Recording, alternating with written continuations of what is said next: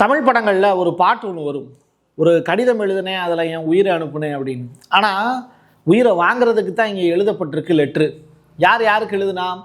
ஈரானுடைய அதிபர் பெஜஸ்கியான் அவர்கள் ட்ரம்ப்புக்கு அமெரிக்க மக்களுக்கு ஒரு கடிதம் எழுதியிருக்கார். அந்த கடிதத்தில் இருக்கக்கூடிய வார்த்தைகள் என்ன அப்படிங்கிறத நம்ம பார்க்க போகிறோம். மீண்டும் மினாப் பள்ளி. மினாப் இந்த ஸ்கூலை பற்றின விவரங்கள், 168 குழந்தைகள், 12 ஆசிரியைகள், இவங்க எல்லாருமே ஈரானில் இறந்து போன நிகழ்வு. அதற்கு பிறகு தான் போர் பெருசாச்சு. மீண்டும் அந்த மினாப் பள்ளியை பற்றிய வார்த்தைகள் இப்போ உச்சரிக்கப்படுது. அந்த இடத்துல என்ன ஆச்சு, அடுத்து என்ன நடக்க போகுது அப்படிங்கிறது தொடர்பான செய்தி. இது மட்டும் இல்லை, இன்னும் ஏகப்பட்ட இன்ஃபர்மேஷன் வீடியோக்குள்ளே இருக்க போகுது. டீட்டெயிலாக பேசுவோமா? வாங்க பார்க்கலாம் உறவுகளே. இது பிரசாத் சிக்னேச்சர். உங்களுடைய தொழில் சம்பந்தமான விளம்பரங்களை நமது சேனலில் ஒளிபரப்ப உங்களுக்கான அருமையான வாய்ப்பு. நமக்குன்னு ஒரு வீடு, அது எல்லாரோட வாழ்நாள் கனவு. ஒரு முறை தான் முடிவெடுக்க போறீங்க, அதை சரியாயிடுங்க. கிரியேட்டர் கன்ஸ்ட்ரக்ஷன்ஸ் உங்களோட கனவு இல்லத்தை சூப்பராக டிசைன் பண்ணி அழகாக கட்டித்தராங்க. இன்டீரியர் டிசைன்லையும் இவங்க தான் டாப். North west interiors. தொடர்புக்கு 72907991. 35 நாடுகள் ஒன்றாக சேர்ந்து ஒரு புதிய டீம் ஒன்று ஃபார்ம் பண்ணுறாங்க. இதுக்கு தலைவர் யூகேவினுடைய பிரைம் மினிஸ்டர் ஸ்டாமராக கூட இருக்கலாம். அந்த 32 நாடுகள் யார் யார்? இவங்களால் ஹார்மோஸ் நீரிணையை திறக்க முடியுமா? இந்த கேள்விகள்லாம் இருக்குது. அப்போ நாட்டோ படைகள்லாம் என்னாச்சு? எதற்காக இந்த புதிய டீம் ஒன்று ஃபார்ம் பண்ணுறாங்க? இந்த கேள்விக்கான பதில் தெரியல. சரி, இது தொடர்பாக பேசியிருக்கிறது யாருன்னா யூகேவினுடைய பிரைம் மினிஸ்டர் ஸ்டாமர் தான். முக்கிய எண்ணெய் போக்குவரத்து வழித்தடத்தில் கடல்சார் பாதுகாப்பை மீட்டெடுக்கிறதுல தான் இந்த 35 நாடுகளும் ஒன்று சேர்றோம் அப்படின்னு சொல்கிறாரு. இதில் எந்தெந்த நாடுகள்லாம் இருக்குது சார் அப்படின்னு கேட்டால், Britain, France, Germany, Italy, Japan, Netherlands ஆகிய நாடுகள். இதில் கையெழுத்து வேற போட்டிருக்காங்க, நம்மெல்லாம் ஒன்றா சேர்ந்து போராடுவோம் அப்படின்னு. அப்போ அமெரிக்கா கழட்டி விட்டிங்களா அப்படிங்கிற கொஸ்டின் இருக்குது. நேட்டோவை விட்டு அமெரிக்கா கலண்டுக்கலாமா வேணாமா அப்படின்னு யோசிச்சுக்கிட்டு இருக்கக்கூடிய இந்த சூழ்நிலையில் நீ என்ன கலண்டுக்கிறது, உன்னை நாங்கள் கழட்டி விடுறோம் போ அப்படின்னு வேலையை பார்த்து விட்டுருக்காங்க யூகே. இருக்கிற பிரச்சனை பத்தாதுன்னு சுனாமி பஞ்சாயத்து வேறையா அப்படின்னு கேட்கக்கூடிய அளவிற்கு தான் ஒரு சம்பவம் ஒன்று நடந்திருக்கு. இந்தோனேஷியாவினுடைய டெர்னேட் அப்படிங்கிற அந்த இடத்துக்கு பக்கத்தில் ரெக்டர் அளவுகோலில் 7.4 அப்படிங்கிற அந்த அளவீட்டில் நிலநடுக்கம் ஒன்று ஏற்பட்டிருக்கு. இதனால் சுனாமி எச்சரிக்கையும் கொடுக்கப்பட்டிருக்கு. இந்த நிலநடுக்கத்தினுடைய மையப்பகுதி அப்படிங்கிறது எந்த இடத்துல இருக்குது அப்படின்னா, இந்தோனேஷியாவினுடைய வடக்கு மலுக்கு அப்படின்னு சொல்லிட்டு ஒரு மாகாணம். அந்த மாகாணத்தில் இருக்கக்கூடிய டெர்னட் அப்படிங்கிற அந்த இடத்துல இருந்து 120 கிலோமீட்டர் தொலைவில் தான் அந்த ஸ்பாட் அமைஞ்சிருக்கு அப்படின்னு சொல்கிறாங்க. கடலுக்கு நடுவில் ஏகப்பட்ட பஞ்சாயத்து இருக்குது. ஆனால் இந்த கடலுக்கு அடியிலேயே நீர்மூழ்கி கப்பல் விட்றானுங்கோ, கடலுக்கு மேலே பெரிய கப்பல் விட்றானுங்கோ, அதுக்கப்புறம் மிசைலை விட்றானுங்கோ, இப்படி ஏகப்பட்ட விஷயங்கள் உலகத்திற்கே பாதகத்தை ஏற்படுத்தக்கூடிய நிகழ்வுகளை எல்லாம் செஞ்சு முடிச்சுட்டு கடல் தாங்காமல் ஒரு கட்டத்தில் பொங்குச்சுன்னு வச்சுக்கோங்க. அதை தாங்க முடியாமல் உட்காந்து கண்ணீர் வடிக்கிறதும் நாம தான். ட்ரம்ப்பு ஊர் முழுவதும் இருக்கக்கூடிய தலைவர்கள், இல்லை உலகம் முழுவதும் இருக்கக்கூடிய தலைவர்களை பற்றி கிண்டல் பண்ணி கேலி பண்ணி பேசிட்டார். சரி, அப்போ உள்நாட்டு பாலிடிக்ஸுக்குள்ளே போவோம் அப்படின்னு சொல்லி புதுசாக ஒரு விஷயத்தை ஆரம்பிச்சிருக்காரு. அதுதான் ஒபாமா மீதான காழ்ப்புணர்ச்சி. ஈரான் நம்மை கண்டு சிரிச்சிச்சு. எப்போ சிரிச்சிச்சு? இதுக்கு முன்னாடியே சிரிச்சிச்சு. அணுசக்தி ஒப்பந்தத்தில் ஒபாமா கையெழுத்து போட்டார். அது பற்றி ட்ரம்ப் சொல்லியிருக்கக்கூடிய வார்த்தைகள் தான் இது. அணு ஆயுதத்தை உருவாக்கக்கூடிய முயற்சியை தொடர்ந்து முன்னெடுத்துக்கிட்டே ஜேசிபிஓஏ ஒப்பந்தத்தை கையெழுத்து போட்டார் ஒபாமா. அந்த ஒப்பந்தத்தை கிழிக்க வச்சது நான் கஷ்டப்பட்டு கிழிக்க வச்சேன் அப்படின்னு சொல்கிறாரு ட்ரம்ப் 2018க்கு பிறகு. இப்போ மறுபடியும் அதே ஜேசிபிஓ ஒப்பந்தத்துக்கு வாங்க கையெழுத்து போடுவோன்னு கூப்பிட்டவர் தான் இந்த ட்ரம்ப். ஆனால் ஒபாமா போட்ட கையெழுத்து வேற, நான் போட போகிற கையெழுத்து வேற அப்படின்னு ஈரான்கிட்ட வேறு சில ஒப்பந்தங்கள் பற்றியும் பேசி இந்த ஜேசிபிஓயோட இணைக்கிறதுக்கான வேலையை ட்ரம்ப் செய்கிறார். சரி, ஆனால் இதுக்கு ஈரான் சம்மதம் தெரிவிக்குமான்னு கேட்டால் இவர்கிட்ட ஒரு நேர்மை இருந்துச்சு. பட் ட்ரம்ப்புக்கிட்ட அது இல்லை. முன்னுக்கு பின் முரணாக பேசி முதுகில் குத்தக்கூடிய ஒரு நபராக இருப்பதனால ஈரான் ட்ரம்ப்பை நம்ப மாட்டாங்க. ஈரானில் அமெரிக்கா விரைவான தீர்க்கமான மிகப்பெரிய வெற்றியை ஈட்டியுள்ளதாக ட்ரம்ப் தனக்குத்தானே பேசிக்கிறார். ஐயா, அது உண்மை இல்லையா, நீங்கள் தோற்று போயிட்டீங்க அப்படின்னு சொன்னால், இல்லை அப்படிலாம் கிடையாது, நான் ஜெயிச்சிட்டேன் அப்படின்னு அவராக சொல்லிக்கிறாரு. சரிங்க, எப்படியா ஜெயிச்சிங்க அப்படின்னு கேட்டால், ஈரானில் அமெரிக்க படைகள் விரைவில் தங்களுடைய பணியை நிறைவு செய்யும், அந்த நாள் வெற்றி கொண்டாட்டமாக இருக்கும்.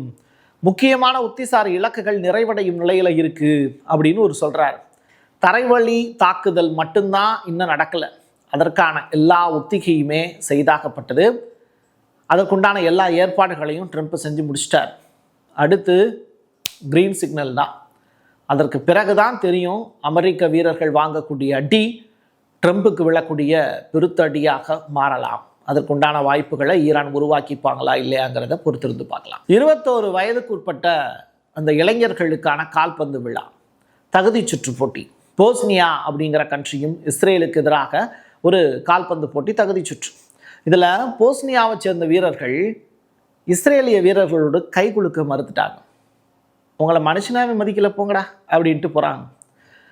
1997 மிகப்பெரிய இனப்படுகொலை அங்கே நடந்தது. அதுக்கு காரணம் இஸ்ரேல் தான். இதை புரிஞ்சுக்கிட்ட அந்த நாட்டினுடைய இளைஞர்கள் இப்படி ஒரு சம்பவத்தை செஞ்சுருக்காங்க. அந்த வீடியோ காட்சிகளாக இருக்குது, பாருங்களேன். வரிசையாக வராங்க இஸ்ரேல் வீரர்கள், பாருங்கள், அப்படியே பேசாமல் நிற்கிறாங்க. அவங்கள கிராஸ் பண்ணி அவங்க அடுக்கு போயிட்டே இருக்காங்க. இதான் அங்கே நடந்திருக்கக்கூடிய விஷயம். மதிக்கவே இல்லை போ அப்படின்னு. யூதர்களுடைய மிக முக்கியமான பண்டிகை பாஸ்கா. அந்த பாஸ்கா பண்டிகைக்கு சற்று நேரத்துக்கு முன்னாடி ஒரு தாக்குதலை ஈரான் இஸ்ரேல் மேலே நடத்துகிறாங்க. இந்த தாக்குதலில் 14 இஸ்ரேலியர்களுக்கு காயம் ஏற்பட்டதாக செய்தி. கடந்த வாரத்தில் நடந்த மிகப்பெரிய தாக்குதலில் இதுவும் ஒன்று. ரொம்ப ஸ்மார்ட்டான ஒரு அட்டாக் அப்படின்னு சொல்கிறாங்க. ஈரானுடைய அதிபர் பெஜஸ்கியான் ஒரு முக்கியமான ஒரு லெட்டர் ஒன்றை இப்போது அமெரிக்காவுக்கு எழுதியிருக்கார். அமெரிக்காவினுடைய அதிபருக்கு அவர் எழுதலை, அமெரிக்க மக்களுக்கு எழுதியிருக்கார்.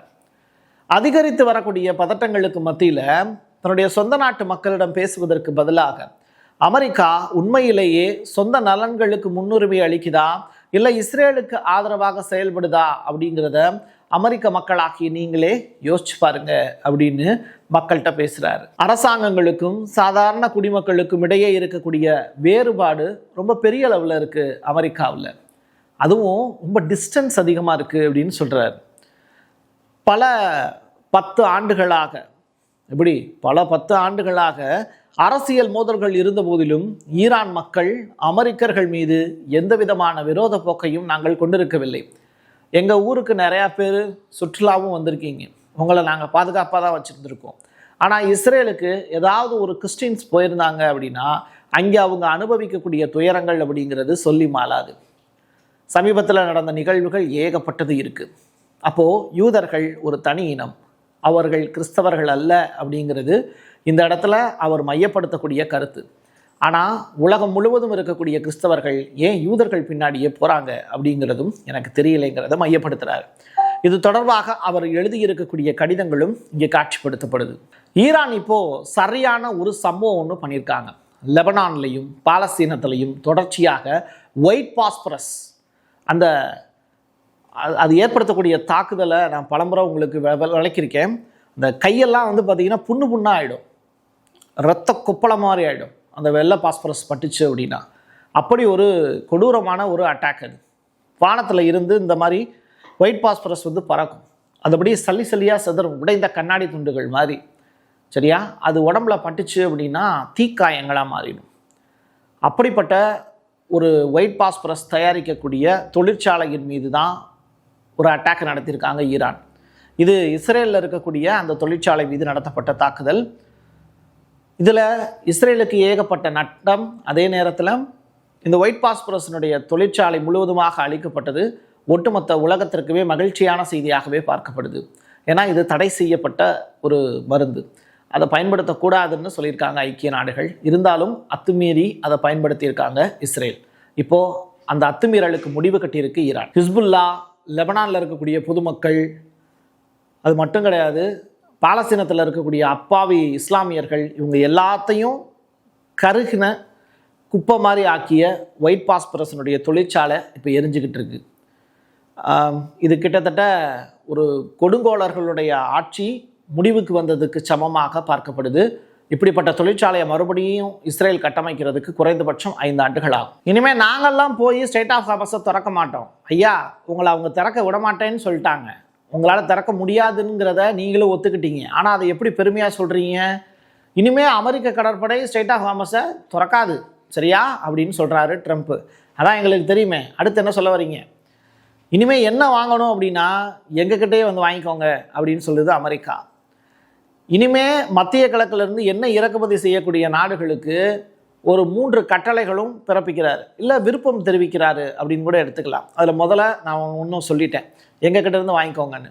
இன்னொன்று, வெனிசுலாட்டை இருந்து ஏராளமான எண்ணெயை நாங்கள் வாங்கியிருக்கோம், அதையும் எங்ககிட்ட இருந்து நீங்கள் வாங்கிக்கலாம், குறைந்த விலையில் கொடுக்குறோம் அப்படின்னு சொல்கிறாங்க. அமெரிக்கா குறைந்தபட்ச ஆதரவோடு அந்த ஸ்டேட் ஆஃப் ஹார்மஸை பாதுகாக்கிறதுக்கு ஈரானுக்கே சப்போர்ட் பண்ணும் அப்படிங்கிற ஸ்டேட்மெண்ட்டையும் சொல்லியிருக்காரு. இயற்கையாக மீண்டும் திறக்கும் வரைக்கும் நம்ம தான் பொறுமையாக காத்திருக்கணும் அப்படிங்கிற ஸ்டேட்மெண்ட்டையும் சொல்லியிருக்காரு. கிட்டத்தட்ட ஈரான்கிட்ட தோத்துட்டேன் அப்படிங்கிறத இவர் பேசியிருக்கக்கூடிய வார்த்தைகள்லேருந்து நீங்கள் புரிஞ்சுக்க முடியும். மார்க் ரூபியோ, ஹெக்டைட் உள்ளிட்ட நபர்கள்லாம் இப்போது ட்ரம்ப்புக்கு பெரிய அளவிலான ப்ரெஷர் கொடுக்குறாங்க. நேட்டோ நாடுகளுக்கு நம்ம உதவி செய்ய போகிறதில்ல, அவங்களும் நமக்கு உதவி செய்ய மாட்டோம்னு சொல்லிட்டாங்க. அப்படி இருக்கும்போது நேட்டோவை கலைச்சிட்டு போக வேண்டியதானே, மறுபடியும் எதுக்கு தூக்கி சுமந்துக்கிட்டே இருக்கீங்க அப்படிங்கிற அந்த விஷயத்த சொல்கிறாங்க. ரெண்டாவது, இப்போ 30 நாடுகள் ஒன்றாக சேர்ந்து ஈரானுக்கு எதிராக போகிறாங்க அப்படின்னா அவங்க அமெரிக்காவுக்கு எதிராக செயல்பட போகிறாங்கன்னு தான் அர்த்தம். நம்மளையும் அவங்க கூப்பிடல. அப்படிப்பட்ட சூழ்நிலையில் அவங்களே நேட்டோவை கலைக்கிறோன்னு சொல்கிறதுக்கு முன்னாடி நீங்கள் சொல்லிட்டீங்கன்னா அவங்களுக்கு மரியாதையாக இருக்கும். அதனால் தயவுசெய்து அதை செய்யுங்க அப்படின்னு மார்க் ரூபியோ உள்ளிட்ட நபர்கள்லாம் ட்ரம்ப்புக்கிட்ட ஆலோசனை சொல்லியிருக்காங்க. ஸோ இந்த 30 நாடுகளும் ஒன்றாக சேர்ந்து யூகே தலைமையில் ஒன்றிணைந்தாங்க. அதுக்கு இன்னும் பேர் வைக்கல. அவங்க ஸ்டேட் ஆஃப் ஹார்மஸ் ஓப்பன் பண்ணுறதுக்கான வேலையை செய்ய போகிறாங்க. பட் நேட்டோ கூட்டணியில் அங்கத்தினராக இருக்கக்கூடிய நாடுகளாக அவங்க அதை செய்யலை. அதுதான் ட்ரம்ப்புக்கு இருக்கக்கூடிய நெருக்கடி. ஆயத்துல்லா சையத் அலி அல் சிஸ்தானி இவங்களுடைய ஆணைப்படி மினாஃப் பள்ளி, அந்த பிஞ்சு குழந்தைகள் இறந்து போன இடம், அந்த இடத்த உசைனி திருத்தலத்தால் மறுபடியும் கட்டப்பட உள்ளது அப்படிங்கிற ஒரு நற்செய்தி இப்போது கிடச்சிருக்கு. இதற்கான அடிக்கல் அப்படிங்கிறது வெள்ளிக்கிழமை நாட்டப்படும், இந்த ப்ரேயர்லாம் முடிஞ்சதற்கு பிறகு நாட்டப்படும் அப்படிங்கிற விஷயத்த சொல்லியிருக்காங்க. இந்த மினாஃப் பள்ளி அப்படிங்கிறது ஈரானுக்கான ஒரு மிகப்பெரிய அடையாளமாக மாறிப்போச்சு. போர் தொடங்குறதுக்கு முன்னாடி பலி கொடுத்துட்டு செய்யக்கூடிய சடங்கு மாதிரி அமெரிக்காவும் இஸ்ரேலும் சேர்ந்து 128 பிஞ்சு குழந்தைகளை கொலை செய்துவிட்டு இந்த போரை ஆரம்பித்தாங்க. அப்படி ஒரு நிகழ்வு அரங்கேறிய கொடூர தருணம் அரங்கேறிய நாட்கள் கொஞ்ச நாளைக்கு முன்னாடி நடந்தது. இப்போது அதை மறுபடியும் நினைவுபடுத்தக்கூடிய வகையில் இல்லை, மீள் உருவாக்கம் செய்யக்கூடிய வேலையை இப்போ ஈரான் செய்ய தொடங்கியிருக்காங்க. மறுபடியும் அந்த ஸ்கூலில் குழந்தைங்க படிக்கணும், அது தொடர்பான செய்திகள் வரணும் அப்படிங்கிறது தான் நம்முடைய ஆசை. என் கையெழுத்து என் மக்களுக்கானது உறவுகளே. மீண்டும் ஒரு பதிவில் சந்திக்கலாம். நன்றி, வணக்கம். உங்களுடைய தொழில் சம்பந்தமான விளம்பரங்களை நமது சேனலில் ஒளிபரப்ப உங்களுக்கான அருமையான வாய்ப்பு. நமக்குன்னு ஒரு வீடு, அது எல்லாரோட வாழ்நாள் கனவு. ஒரு முறை தான் முடிவெடுக்க போறீங்க, அதை சரியாயிடுங்க. கிரியேட்டர் கன்ஸ்ட்ரக்ஷன்ஸ் உங்களோட கனவு இல்லத்தை சூப்பர்வா டிசைன் பண்ணி அழகா கட்டித்தராங்க. இன்டீரியர் டிசைன்லையும் இவங்க தான் டாப். North west interiors. தொடர்புக்கு 72907991. Prasad signature media broadcasting private limited. நீங்க நியூஸ் ரீடரா மாறணுமா, கண்டென்ட் கிரியேட்டரா உருவாகணுமா, சேட்டலைட் சேனல்ல ரிப்போர்ட்டரா வேலை பார்க்கணுமா, டாக்குமெண்ட்ரி மேக்கிங்ல இருந்து ஜேர்னலிசம் பற்றிய முழுமையான பயிற்சி பெற உங்களுக்கான அருமையான வாய்ப்பு. எங்களை தேடி வாங்க. ஆன்லைன் மற்றும் நேரடி பயிற்சி வகுப்புகளும் சர்டிபிகேட் கோர்ஸாவே கத்துத்தரும். மீடியா துறையில் 10 ஆண்டுகளுக்கு மேல அனுபவம் உள்ளவர்கள் பயிற்சி கொடுப்பார்கள். வாய்ஸ் ஓவர் தொடங்கி வாய்ஸ்லெஸ் பீப்புளுக்காக உங்களை சிறந்த ஜேர்னலிஸ்டா உருவாக்க வேண்டியது எங்களோட பொறுப்பு. ஸ்கூல்ஸ் அண்ட் காலேஜஸ்ல ஜூனியர் ஜேர்னலிஸ்ட்ங்கிற பேர்ல ஒர்க் ஷாப்பும் கண்டக்ட் பண்ணி கொடுக்கிறோம். மோட்டிவேஷனல் ஸ்பீக்கரா கடந்த 15 ஆண்டுகளா கல்வி நிறுவனங்களுக்கு நிகழ்ச்சிகளும் நடத்தி தரோம். தொடர்புக்கு 9944790333 94493594. prasad signature@gmail.com.